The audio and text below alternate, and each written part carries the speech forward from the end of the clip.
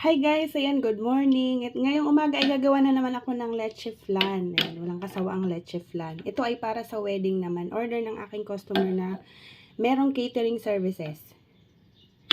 So, ang size ng llanera ko is large. Si customer ang nag-provide nito. So, bali 10 tubs or 10 llaneras ang order niya. Ayan. Tapos, meron akong nagawa dito.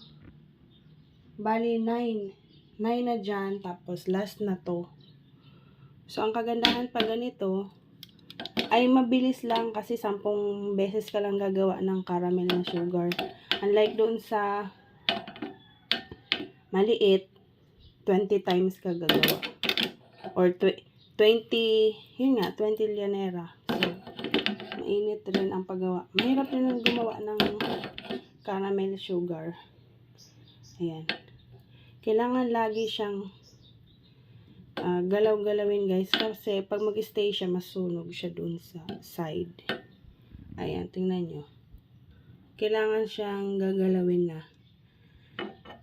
Pwede nyo nang ikot-ikutin yung itagilid nyo yung llanera kapag ganito na nagme-melt na talaga ang sugar.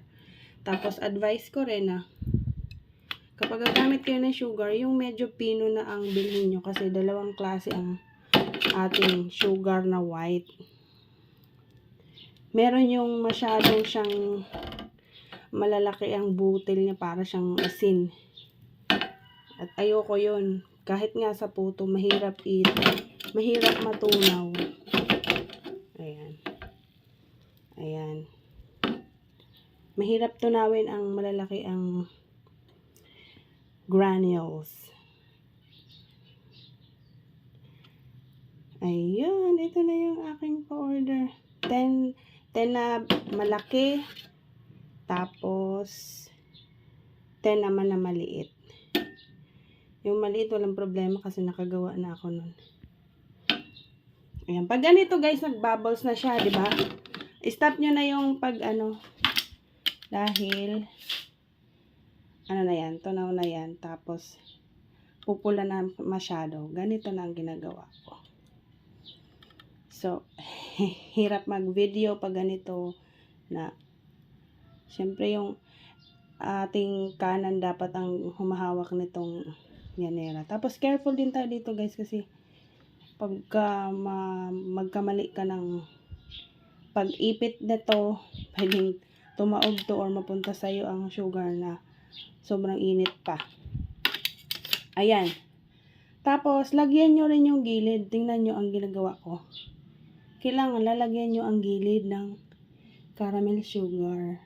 Ganito. Ayan. Para yung leche flan dyan ay hindi didikit na. Hindi kayo mahirapang mag-scrape. Ayan. So, ito yung isa.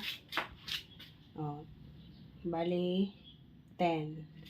So, ayan lang muna guys.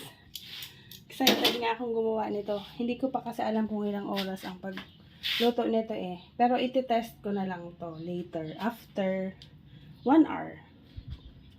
Kasi iba rin ang, di ba kapag gumagawa tayo na maliit, iba ang timer doon. Tapos kapag malaki naman, since iba rin yung quantity nito, ang kasya nito sa llanera ko is 5. I mean sa steamer, 5 lang kasi maliit na steamer ko. So, dalawang lutuan to. Ayan. So, bye guys!